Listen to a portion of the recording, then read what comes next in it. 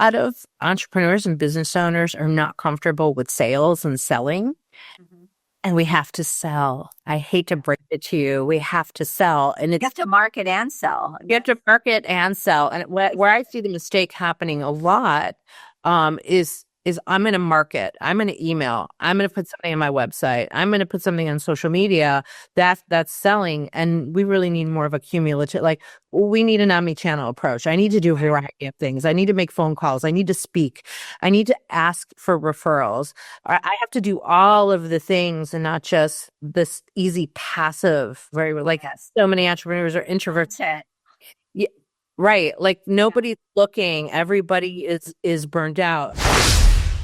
Welcome to the Expert in You podcast, the show for professional entrepreneurs, experts, authors, speakers, coaches, and consultants who are ready to elevate their business, expand their influence, and boost their bank accounts. Join us as we dive deep with industry-leading experts who share their top strategies, invaluable insights, practical tips, and personal experiences to help you achieve extraordinary growth and success. Whether you're looking to sharpen your skills, stay ahead of the curve, or find that competitive edge, this podcast is your ultimate resource for unlocking your full potential. So tune in, get inspired, grab your coffee, and let's unlock the expert in you. Welcome back to another episode of Expert in You podcast. I'm your host, Ann Carden, and I'm very excited for my guest today, Miss Gina Trimarco. Hey, Gina. Hey, Ann, thanks for having me. Yes, I'm so excited to have this conversation with you. We are going to uncover it for sure.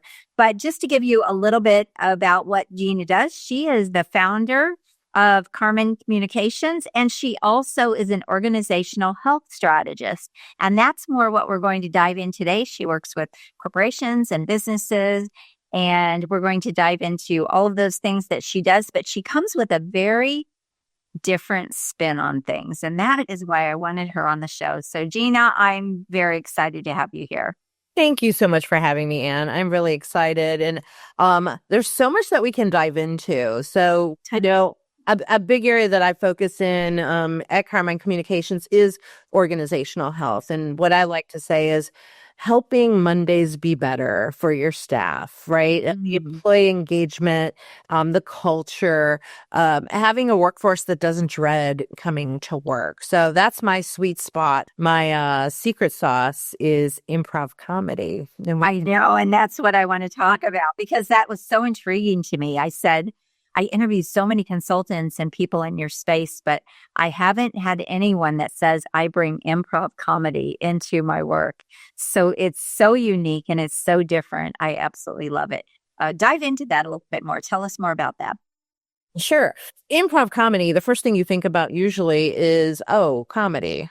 Oh, what do we do with that? And what people don't realize, a lot of people don't realize, is that improv comedy is really soft skills.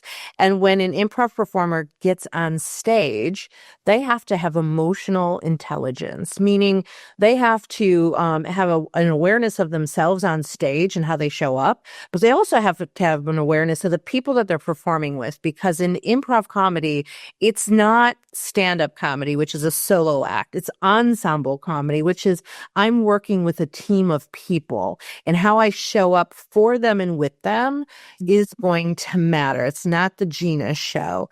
Meanwhile, I also have to pay attention to the audience, which, are stakeholders, right? The audience are stakeholders, right? And so we have to have a social awareness and a self-awareness in order to be successful on stage. And often what happens on stage is we fall flat on our face, sometimes literally, but more so figuratively, where there's a 30% chance we're not going to be funny. And so we have to take risks and put ourselves out there and be vulnerable and be humble. And so if you think about all of those skills from a performance standpoint, how do we transfer that into the workplace to affect and impact productivity? That's where improv plays such a big role from a skill set in the corporate world. It's so unique. It's such a different way of thinking about leadership and the soft skills and things that a lot of people are out there teaching. So I love that you've set yourself apart in the industry for that. tell me how you got into that. Tell my listeners how you got into that, how that all became part of your expertise. Sure. You know, Yeah, there's a decades back, right? So I'm going to try to make this as a quick short version, as right? possible. Originally from Chicago, home of improv. Took improv while I was in college as an outlet. I saw the value in how it's a positive kind of mindset kind of activity. Went through my career, but at that very early age of utilizing improv, it taught me that we can try things, we can experiment, we can have ideas and not give up on them. And so that was always a core foundation. Now, I like to eat and I like to spend money. So I knew that I wasn't going to, become some famous person on Saturday Night Live, even though I wanted that. I knew that it was a skill set that was going to serve me in other ways. And then 20 years later, I get relocated to another city. Now I'm in the marketing and operations world. I take over a company and I see that my staff is struggling from a customer service perspective. And I'm like, oh, I should bring somebody in to do improv. So that kind of got the ball rolling. I brought in a company that worked with my team from a customer service perspective. And I'm like, that's what I should be doing. This is how improv could actually pay the bills, is how do I apply it in corporate? And so I started very early. I had an aha epiphany moment later in my career, and I knew that one day I would do that. So as I exited that job, I started a company. And I knew that I could take those skill sets and then bring them into the corporate world. That's the short story. Yeah, I love that. First of all, kudos to you that you figured out what makes me really different and unique and how can I basically package, market, and sell this, right?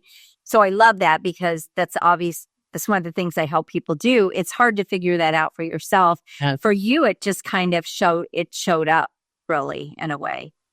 In a way, it showed up, but I think this is a really good thing to talk about because it might appear that, oh, that should be easy for you. You know that that's your secret sauce. And in the world of yes and, selling the concept of improv in business was really, really hard. And one of the things that I had to learn was this is important for anybody in business. We're selling outcomes. Right. We are not selling tools to the outcomes. And this is a big mistake a lot of entrepreneurs make that I made was like, you do improv. And people are like, what? They probably think you're on a stage like with, juggling and balls and doing your comedy as your way. Exactly. So the very beginning, There are a lot of people that do that. So and there are still a lot of people who approach improv that way because they have this improv background. They're like, they're not making it as a star. And so like, oh, I'll use improv in business. Other people are doing it, but they don't have a business acumen. So they don't know how to sell it. They don't understand how business works. Sure. And so it ends up giving improv a bad name in business when it's done poorly, which I've heard that too of like, I don't know if I want to work with you. We tried. Business coaches that have never that have never owned a business, that drives me crazy. Bingo. Yeah, exactly. It's that exact thing. And if you haven't walked the walk and understand what's going on in a CEO's head, and you're showing up to juggle, yeah, right, the staff is going to be resentful. I've got all kinds of horror stories about that. But the biggest thing I learned was I can't go in with improv. I have to go in with the overall outcome.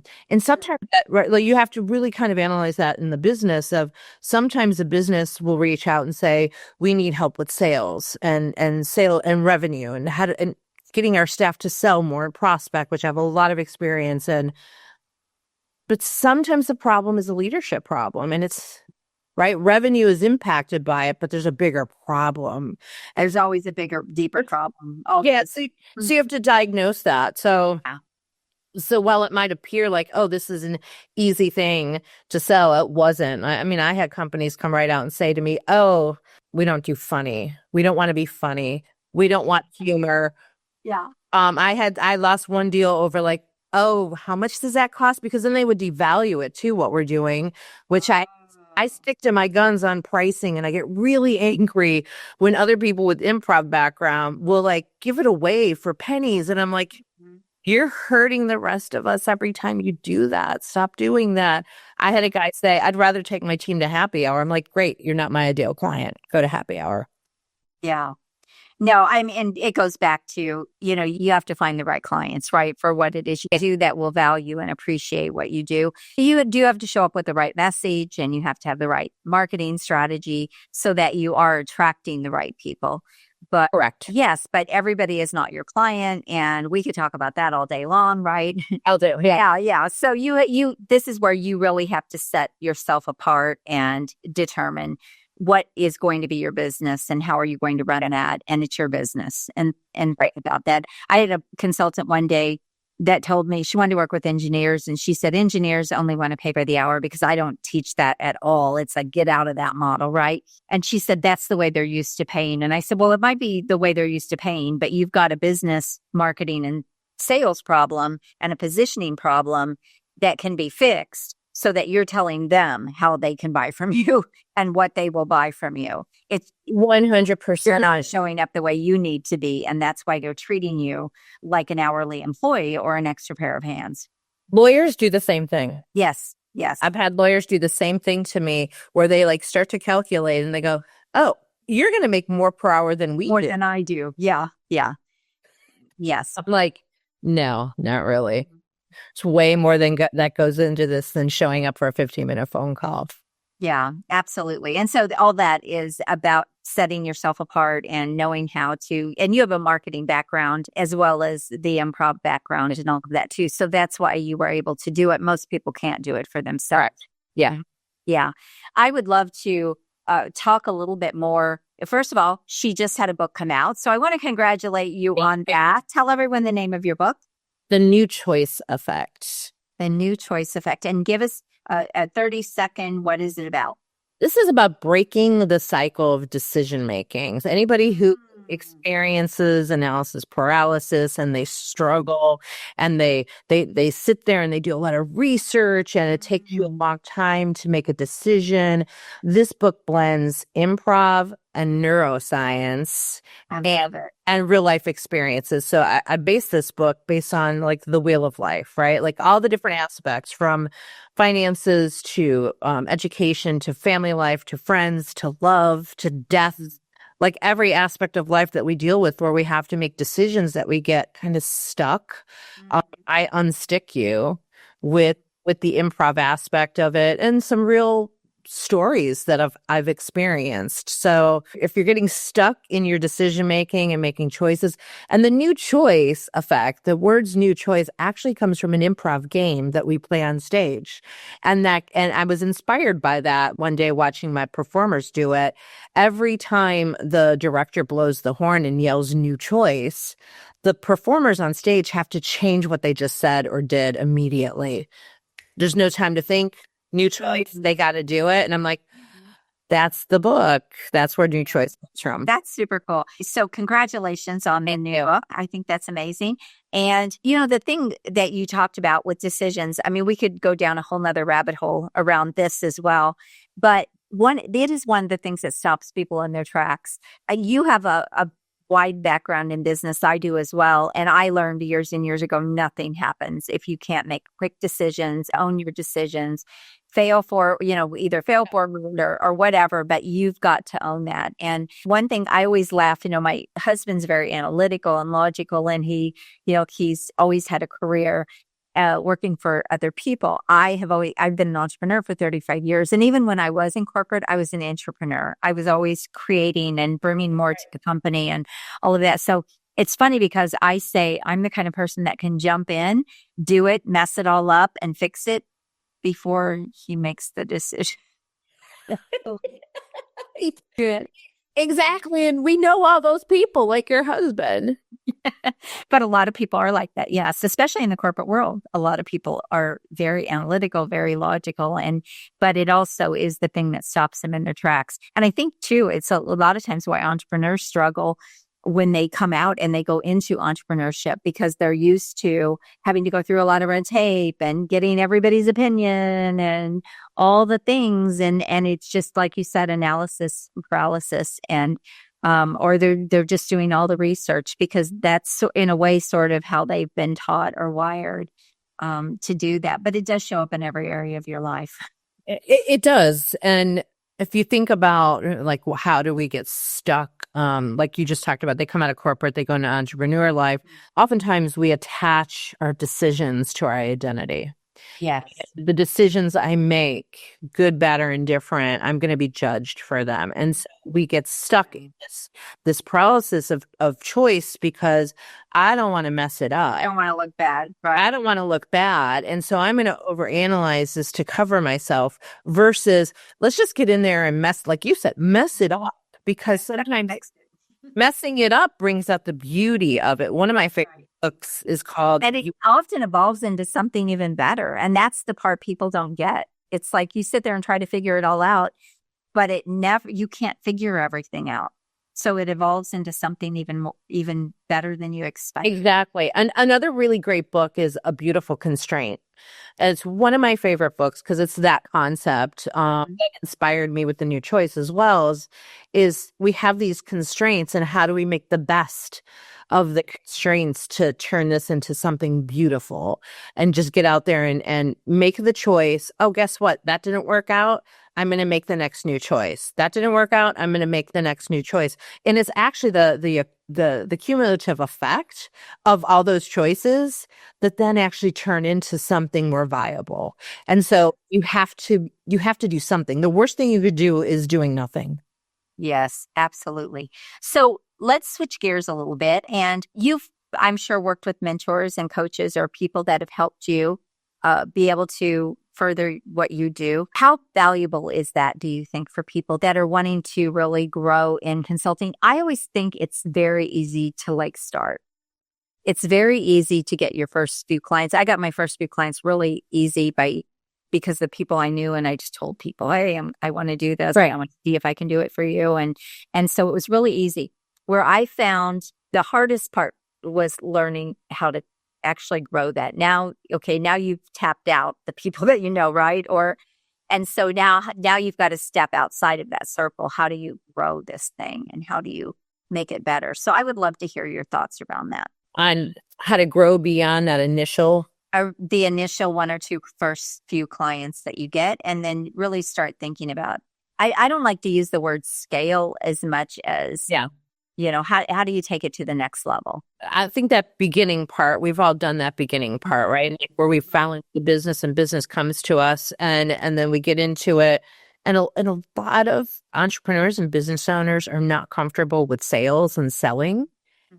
And we have to sell. I hate to break it to you. We have to sell. And you have to market and sell. You have to market and sell. And where I see the mistake happening a lot is I'm going to market. I'm going to email. I'm going to put something on my website. I'm going to put something on social media. That's selling. And we really need more of a cumulative, we need an omni-channel approach. I need to do a variety of things. I need to make phone calls. I need to speak. I need to ask for referrals. I have to do all of the things and not just this easy passive, so many entrepreneurs are introverts. Yeah. Right. Nobody's looking. Everybody is burnt out. A really great examples going through my book launch right now. Part of my book launch has been creating a list of centers of influence that I could actually lean on and say, hey, can you help me with this? Right. Partnerships and collaborations are going to be huge, huge. You have to collaborate, right? I think getting my book to this in within 24 hours was huge because I had this, even I was amazing myself putting the list together. I'm like, gosh, I have a huge network. This network is bigger than I thought. I don't even know I'm going to stand top of, I took my top 200 people and reached out and said, can you help me getting the word out? And everybody's like, yeah, what do you need? And using that collaborative approach, instead of operating in this vacuum. So the original part of the question was about mentorship and coaches. I couldn't operate without mentors and coaches and people that I can bounce off of. I have coaches, I have mentors, and sometimes we as the business owner can't see things as clearly. So the blind spots. Yeah, we have blind spots, even within my own, I'm a kind of a serial entrepreneur. So I'm doing this consulting, but I also own an improv comedy theater with classes and shows. And sometimes, I'm not sure if I'm seeing clearly. And I just automatically assume I'm not. I assume I'm not thinking clearly, and I will reach out to the leaders on my team and say, hey, this is happening. What's your opinion on it? I'm not going to share my opinion with you, but what's your opinion on it? And I will collectively gather that data from all of them before I ever share my thoughts, just to see if, okay, my thoughts were right, or, oh, there's a whole other perspective I wasn't considering. Right. Yeah. And so you have to be willing to do that. I'm not all knowing. I like to surround myself with people who are smarter than me. Yeah. Hi, friend. I have an exciting announcement.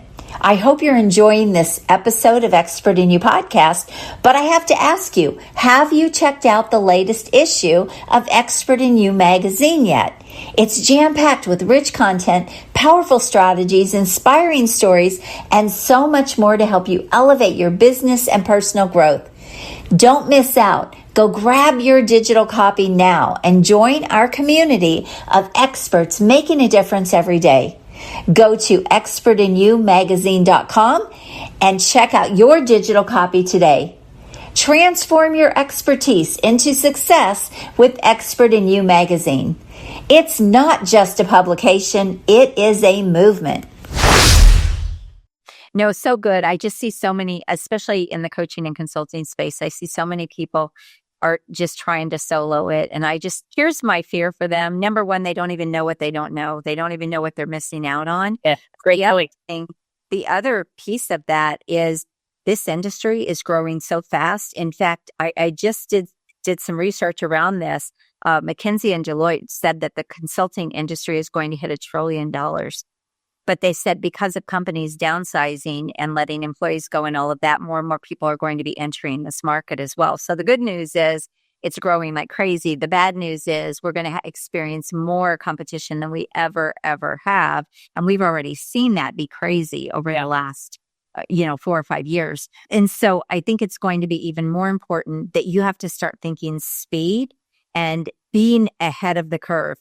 So many people are trying to DIY everything and they're so slow that by the time they get whatever it is, talk about slow decision making, right? It kind of has the same, it's along the same lines because they take so long to get things in place because they don't know if they're making the right decision or if they're doing it right, or they don't know what they don't know. They're already being passed up by people that are hiring mentors that have already been there, done it. This is what you need to do. I think it's going to be even more relevant. Mentorship, coaching, consulting is going to be even more relevant, even for people like us. Yes. Are in this world who are doing this kind of work.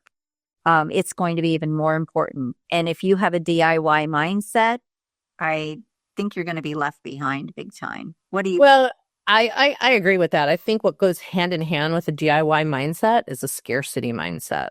Oh, yeah. Right? I'm going to do it myself because I don't want to spend the money. I'm all about who can I pay? Like, exactly. Hey, my time at this point is more valuable. How can I just get this done? But that's how higher level people think. Exactly. So I think if you got to get out of DIY mindset, and I get it. In the beginning, it's hard and you don't have the money and you don't have it coming in. But especially for those who are going to leave and leave a job and come into consulting, put some money in the bank, right? I was just going to say, set up a fund to do it because no business is free.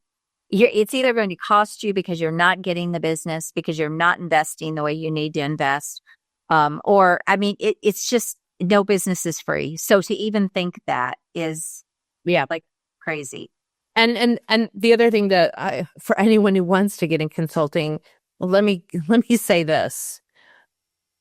Ignore the people who say, can you do this for me? And it'll get you exposure. Oh my goodness. Yeah. I can't pay my mortgage with It's kind of like clicks. Exactly. As darn clicks to the bank either, can you? No. Right. Exactly. So people will get like, oh, they want to work with me. They don't have any money, but they want to work with me. Yes. Do one of those and never do it again because people won't value it. Like even in the improv comedy world, when people come to the entertainment side of our company, hey, can you come do this show for this charity event? It'll give you exposure. Like, no, we can't. Yeah. Does it fit into your strategy? So I think that's a big thing is when you start with a strategic approach and you know the direction you're going, Exactly. everything that you do should fit into that strategy. So if this being on the cover of this magazine doesn't align with my business or what I'm going to do, it's not really going to help me. And so why even put any time or effort into that? And that's what people don't really think about either. The other thing, though, is when people come into this world, they should really value their expertise and they should be building around that. In my opinion, that's going to be your faster path. I see so many people that buy into things. They buy into programs or certifications, or they think they need those things. I'm not saying those things are not valuable, but how do you even know what you need? Get out there with what you already know. And then you can say, you know, if I were better in this skill set, if I was better speaking on a stage, I could probably get more business. Let me go get a speaking coach or someone that can teach me how to get speaking engagements. Then you can start closing gaps. But until you build around what you're already great at doing, you will really make your business harder and you probably won't get very far. Well, you're gonna distract yourself, and you probably have been here, and I have been there where I got sucked into a coaching program and convinced that I needed that coaching program in order to scale. How many would you like me to talk about? Did I done it? Right. Like, Doing everything, but yeah, you drink that Kool-Aid, you get into it, you think it's the silver bullet, and it's not the silver bullet. So if we, and again, I'm all for mentors and coaches, but I'm real leery now of like the $35,000 program that's going to, solve everything for you. Think about what is it that you need. To your point, what is your expertise, and have confidence in that expertise, right? If you feel like I'm a great speaker, I get business from speaking, I can get on a stage and speak. I know that is my number one lead generation magnet, like that, getting on stage and speaking. But maybe you're not a speaker. Maybe there's something else that you're naturally inclined and you're better at, and that's what you should be utilizing.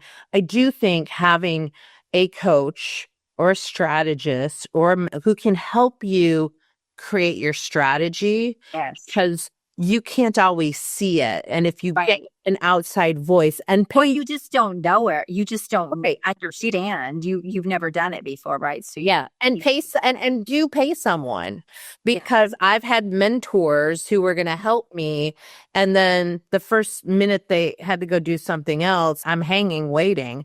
And so like people have to go, right? Like, again, you want to value people for their time and their expertise versus going to like, I have a friend who's got experience in this and they're going to help me.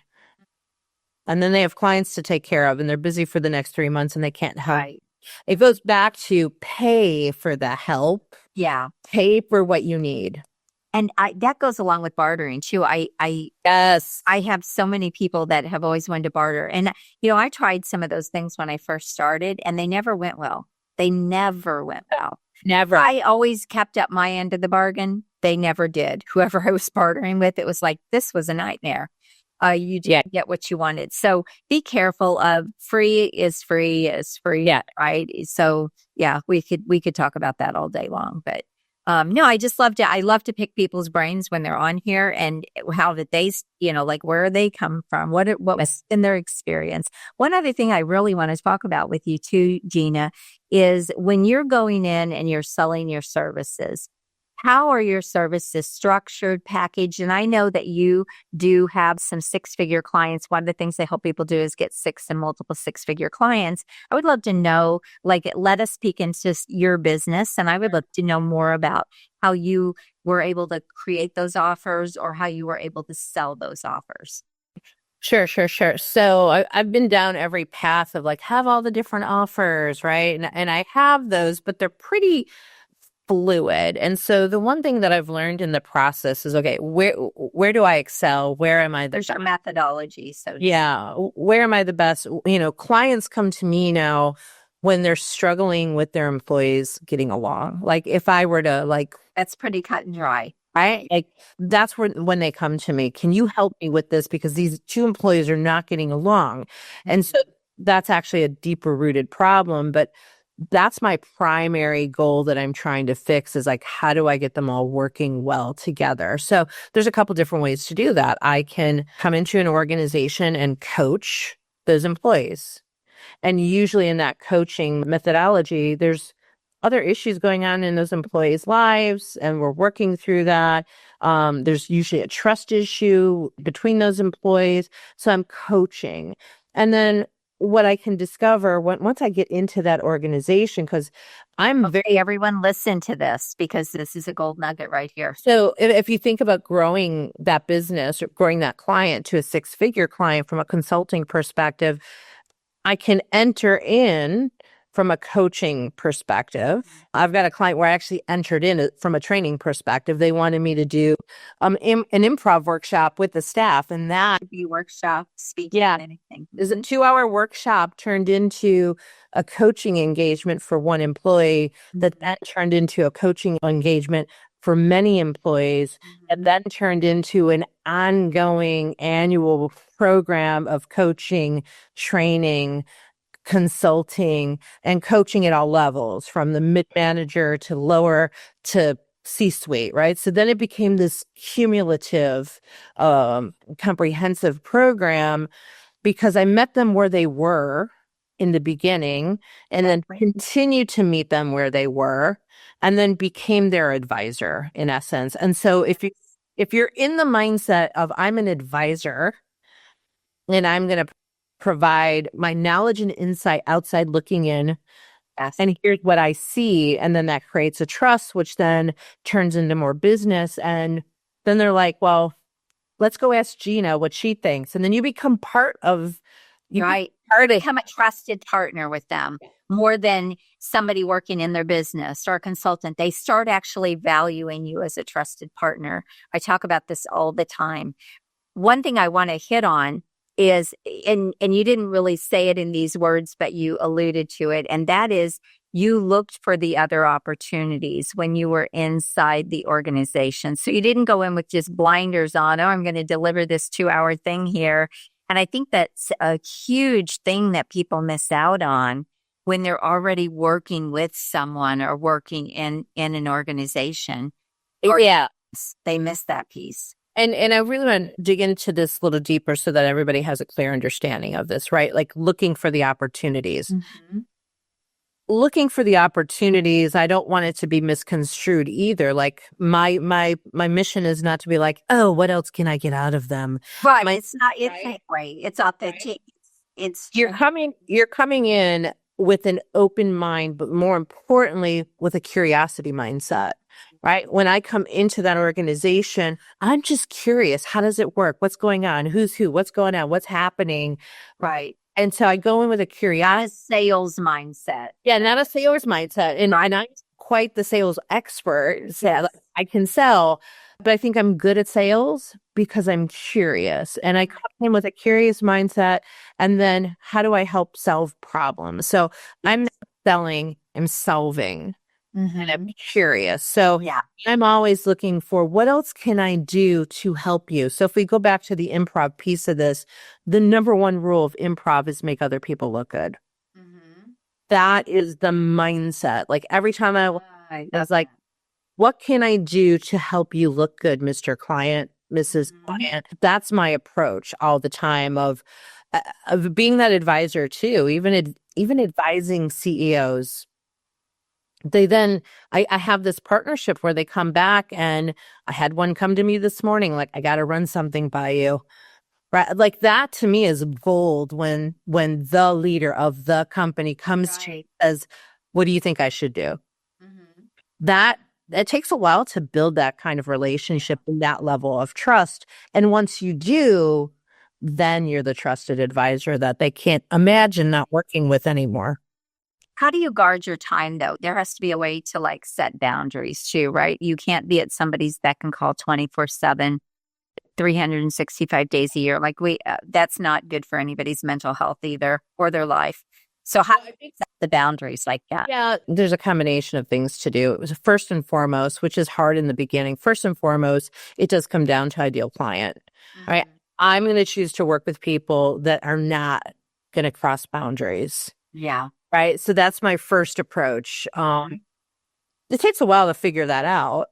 And if I don't know their style, which I typically, a lot of what I do too early on is I have organizations go through the different personality assessments, whether it's Myers-Briggs or DISC. I facilitate DISC a lot so that I understand who I'm working with. I know my CEOs, one of my CEOs, I know his style so well. And I'll even say, because of this in your style, we need to approach things a little bit differently. So knowing who I'm working with is really helpful, number one. But number two, I do set boundaries, right? We can condition people. I don't answer emails after a certain time. I don't answer emails before a certain time, right? Because I'm creating a boundary that you cannot call me, email me. You can, but I'm not going to answer. Right. Right. So that there until I start my day, or that's where I set the boundary. Now, there are certain relationships too that I don't mind getting a call from a CEO on a Saturday because he's got something going on, because I am his partner and or her partner. But I can also establish and say, hey, I have said no, I can't talk today because I have stuff going on with my family, and I just say no. Yeah. And I think that's all really important too, is that, again, it's your business and you have to establish how you're going to work with people. And if they're paying you a lot of money and you want to give them more leeway to that, that's great. If they're not, one thing that I see people do a lot is they give, thinking that the client's going to value that. They don't charge for those things. And the client doesn't even value it because you didn't charge them for that, basically. So you also lower the value of what you do, and they take that for granted. Yeah, and then that's another conversation too, because that does happen, right? Where you've got one scope of work that you guys have all agreed upon.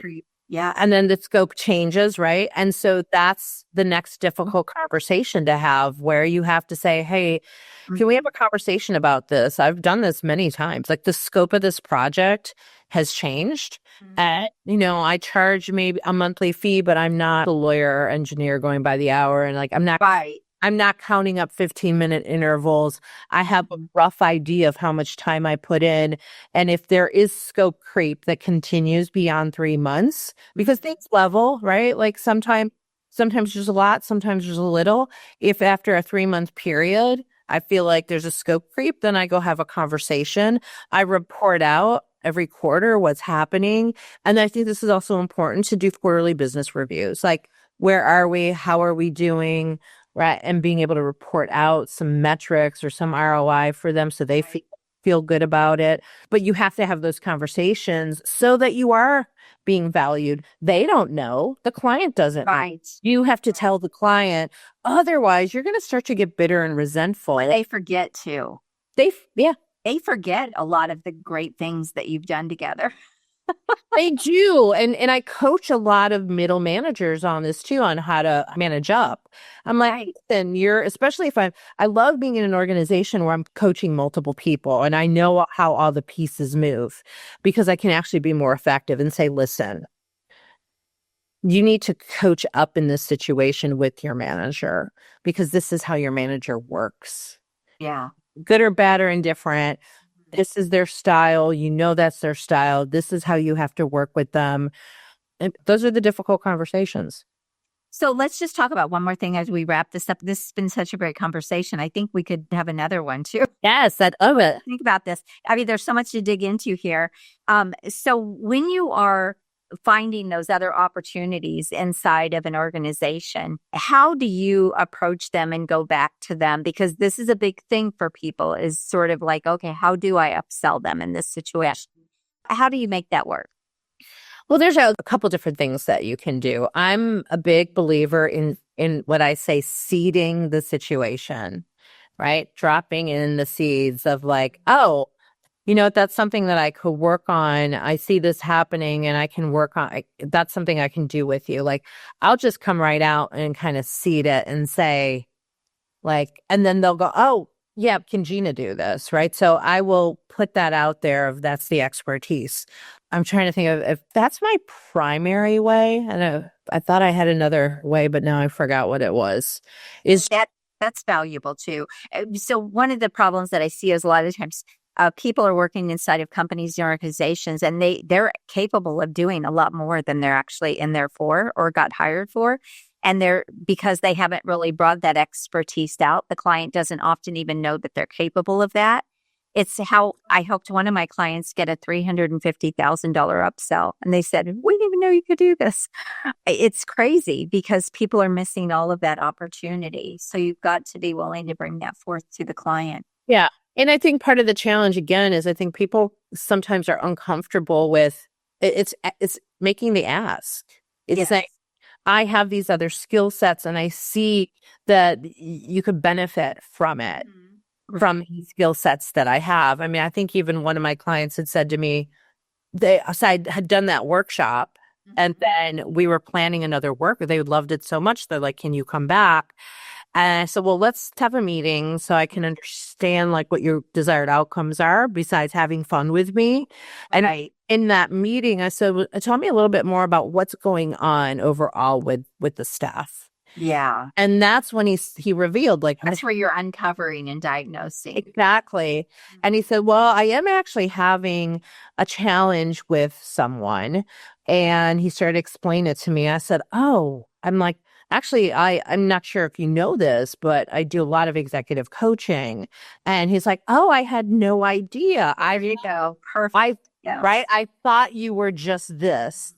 And so sometimes we get in the door with just this, and then we have to find a way to share with them that, wait, I am so much more. So I think that's important because a lot of times I also see consultants going with like, I can do this, I can do this, I can do this, I can do Yeah, this. they're like everything in the kitchen sink, and that isn't the way to sell it. Right. Yeah. Because you want to talk about decision, a confused mind doesn't buy. And I actually wrote this down in regards to my book with the new choice effect. Sometimes people don't choose because there's too much to choose from. They don't know. They don't know what they need or what they should buy. That's where you're Exactly. I equate this to going to a restaurant and the menu is like the size of a novel and you're turning the pages. Right. I actually researched this because I'm curious about it. And you're like Factory, one of my favorite restaurants. I'm not even hungry. Right. Cheesecake Factory has over 200 dishes on their menu. Oh. How can I possibly choose between 200 items? So I think that's really important too, that you cannot overwhelm the client. You go in with the one thing that they're asking for, and then you find the things that they need. Yes. Yeah. So good. So good. I hope people take notes because we really dug into a lot of things people struggle with and things that they don't even know that they could be doing and how they're even leaving money on the table. And here's the one other thing that I just want to bring into this. You said, I'm not going in with like, how can I sell them more? It's more of how can I serve them better? And you start thinking like that. And I don't mean serve like you're a doormat. I'm not saying that. But when you start thinking about the client and if I've got this value to bring to them and they don't even know that I'm capable of this, number one, they're either going to find somebody else to come in and they're going to pay somebody else to do it. So now I could have made that money, right? Because people are still going to get what they need. But the other piece of that is if you don't share that with them and they don't know and you're not helping them, it to me in the most valuable way that you can help them. I mean, the best thing is when you upsell them and they're thanking you like, oh my gosh, thank you so much. We knew we needed this. We didn't even know you could do it. And now you just have taken that off of our plate. And that's just so great. That's the right way to sell something. Yeah. And there's such a value for the client and the more time I spend with a client, I have a client that I've been working with for years. I have several clients I've worked with for years because I know them so well. They know that I know them so well. they can't imagine putting somebody else in this role because I know where I know where the bodies are buried, right? Yeah, Like yeah. that there's a value. The more time you spend with them, the more valuable you become. That's important. So true. That's so true. This has been so great, Gina. How can people get a hold of you? Super easy. GinaTrimarco.com, GinaTrimarco.com is the fastest way to me. That's where all the things are. The book, the everything is on. We'll be on show notes. So yeah, we'll be able to. Such a great conversation. I can't thank you for being so open and just so good with letting people really see the real consulting world. Yeah. So thank you so much. Thank you, man. This was awesome. All right, everyone. Want to thank you so much for being here for another episode. Make sure you subscribe to the show and share this episode out. Gosh, it was just filled with gold nuggets. And we're here to really help people and give people that value back. We're not just doing this because we love to hear ourselves talk or see ourselves on camera. There's just a lot more to it than that. So make sure you subscribe. And thank you again for being here. And go rock your business. And God bless you. Until next time. The content of this podcast is for informational and educational purposes only. Although I share strategies, ideas, and success stories based on real experiences, results are never guaranteed. Every business is unique, and outcomes depend on individual effort, market conditions, and many other factors. By listening, you agree that I and my guests are not responsible for your results or actions based on the content shared. Thank you for tuning in today. If you're as excited as I am about scaling up your influence, business, and bank account, then I have just the thing for you. But first, make sure you subscribe to the show.